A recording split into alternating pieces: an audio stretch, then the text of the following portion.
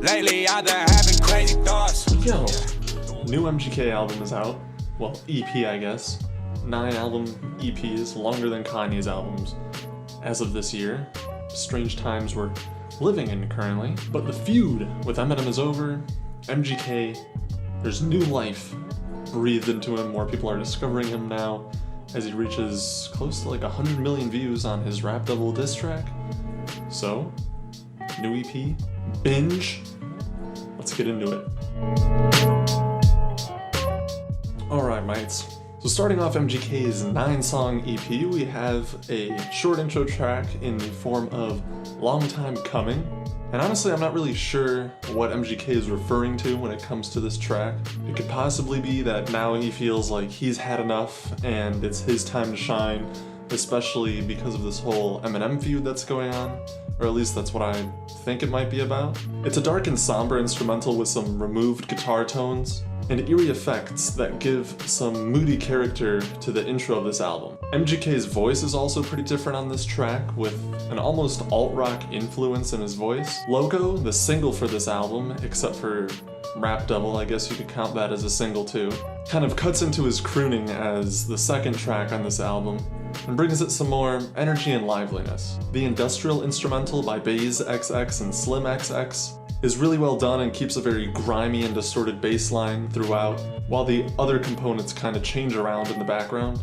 Included in the things that do change, there's a bit of a Billy Bounce squeaky beat thing going on, and I think it's a decent segue back into the beat. I think on this track, MGK actually does pretty well with his very arrogant delivery on this ominous and filthy beat, as he talks about the usual suspects being not stopping the use of drugs and his hoes. The grimy and late night vibes from Loco translate into the next song, GTS. This song is slathered with a bunch of angsty lyrics and a cheap guitar melody in the back, mixed with some imitation-sounding Travis Scott ad-libs and Migos flutes. There's not too much to say about this song except that it seems a little bit forced. It's honestly like a 12-year-old rapper, someone just starting out, found a bunch of rap bars that have been around forever and then just put them into like an angsty, cool song. The chorus gets boring and stale, even on the first listen, as MGK tells everybody not to talk to him because he has his own issues. There's an idea on here for a decently composed verse section, but MGK's own delivery and ad-libs make him sound bored as he's pouring up his liquor. The second verse sees a decent flow change, but the lyrics are so braggadocious and unoriginal for someone who hasn't come out with records that are really all too impressive. The song Rap Devil comes on next, and if you want to go see the review of that song, I went over it in my Kamikaze review, so you should go check out that. Why am I pointing to something like you can do annotations anymore? You can't do annotations, but you should check out my Kamikaze review anyway. But if you want to see the review for Rap Devil compared to Eminem's Kill Shot, I cover it in that review. I will say that Rap Devil on this album, well, it's one of the longest songs on here, and I feel like it's only really included just so this album, this EP, goes platinum, which it probably will just because that song is getting millions of streams. And I can't really blame him. I mean, if I was in his position, I probably would do the same thing. It's a smart business move. But it sounds very out of place on this EP, especially since MGK's vocals are mixed entirely differently on all the songs on this EP. So it just seems like it was completely thrown in as an afterthought. On Nylon, the following track, we get JP Did This One and Baze XX returning for the production, which I think is actually pretty good, with a melancholic guitar section, a deep rumbling bass, and some distorted synth effects that are going on in the background. But despite how I feel about the beat, I don't really know what the point of having this song on this EP is. It's pretty short, and it seems like a song that MGK might have used to show off some of his verbal skills. By the way, the punchlines are emphasized, if you want to call them punchlines. Honestly, the struggle bars are pretty real for this one. And we also see the bridge from Rap Devil being recycled on this track. I have a theory that the bridge on Rap Devil was actually on this song first, just because of how it sounds on this song. It sounds way better in terms of how it fits the production. And then maybe he might have put it onto Rap Devil as like a advertisement or something? I'm not really sure how that works. But honestly, to recycle part of your song isn't the worst thing, but to put it on the following song is pretty weird. But like I said, I do like the way it fits this track better than Rap Double at least.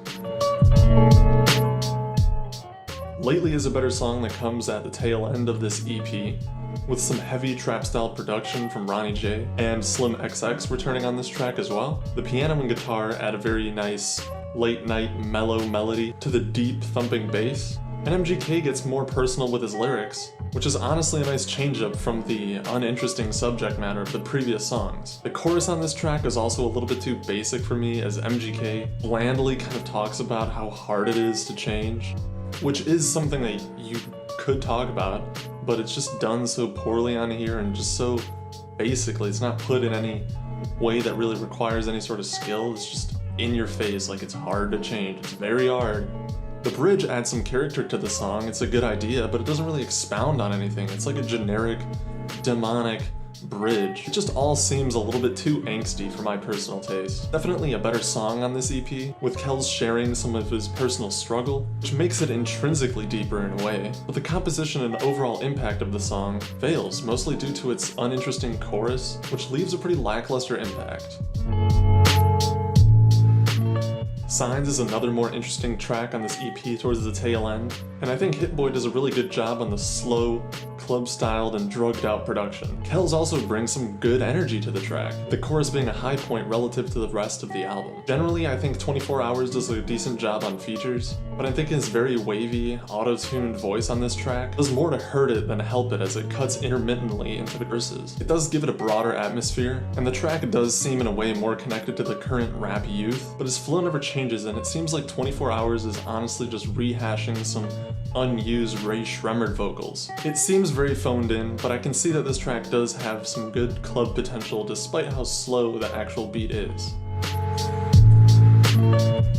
The back end of this EP stays somewhat strong with Get the Broom. Its watery kicks, energy-infused risers, and deep piano chords create this very wavy atmosphere thanks to the honorable C note. Kelz also switches between a more toned-down, grimy delivery and almost yelling, which complements the track's tone kind of nicely. The lyrics are also kind of decent on this track, as Kelz talks about racist police officers, being gang-affiliated, and generally just doing his own thing despite everything else. Topics that stay true to the in-your-face attitude of the song. The chorus, again, is pretty simple but pretty effective to a degree. There's not a whole lot of crazy lyrics on this thing, but I do see it being popular at live shows and concerts, although I do think it's a little bit slow in terms of keeping that energy up. Overall, I think it's a decent track on this EP. Live Fast Die Young takes inspiration from, I guess you could say, the current wave of hip-hop with how repetitive it is. Kelz's personality breaks through on this thing, but it feels, again, really angsty and forced, with the blaring bass and repetitive I don't give a fuck chorus. I feel like it's a weak attempt at like a mosh pit track with some really laughable lyrics. And then there's an outro on this track, which is literally just a rehash of the intro. This is twice on this album, on this 9-song album, that's already super short. It's only 24 minutes, where he's reusing parts of songs in other songs. And it honestly adds nothing to the EP, and it's pretty awkwardly placed. I mean, you think the song is over, and then the intro just kind of starts back up again. Which is weird, because if you were going to listen to this thing twice, it leaves off with the intro. So you're listening to the intro twice, if you're listening to this album twice.